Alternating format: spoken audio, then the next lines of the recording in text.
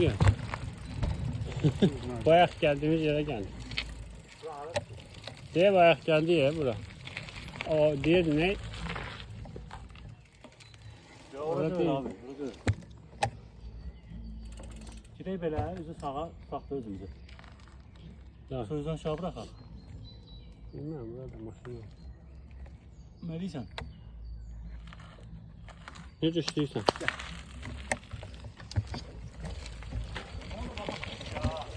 Ha.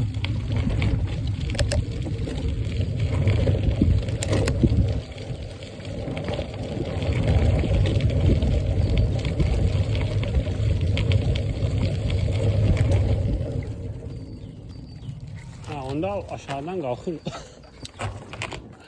Onda aşağıdan kalkırlar bura maşınla. Onda o yol maşın yolu olacak. O yol bize lazım değil. Ama Nahaq yerə aşağı düşdük. nahaq yerə aşağı düşür. Ama düşüp gider ya. Düz karanlık düşür.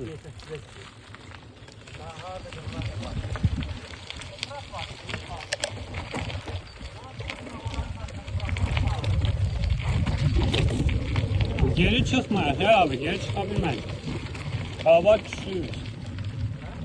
Babat düştü biz, geri çıkabilmeyiz. Belki buradan sağa sola girişmeye yer olacak. Bırak geçsin. Ötələrin yolu olmalı.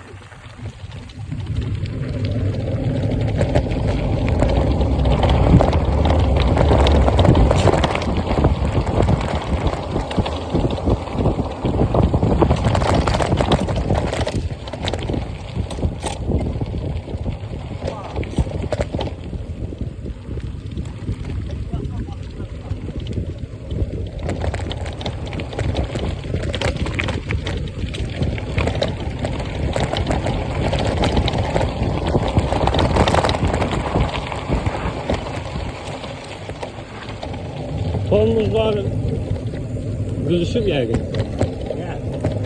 Baba düştü ya oraya. Diyorsan hara gelir ha? Yok harda kırılar. Gelip tepenin o tarafına çıksak mı diye ki? O Crispin o tarafa çıksak. Aslında en son orada değil yani. Diyorsun yani. Bilmiyorum, ben uca istikameti yitirmişim. Güneş hardadır bilirsen.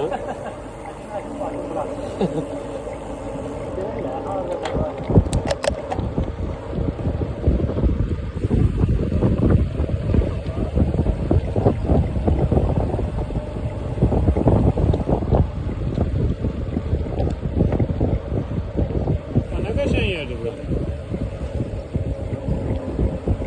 Kaçtı gelir.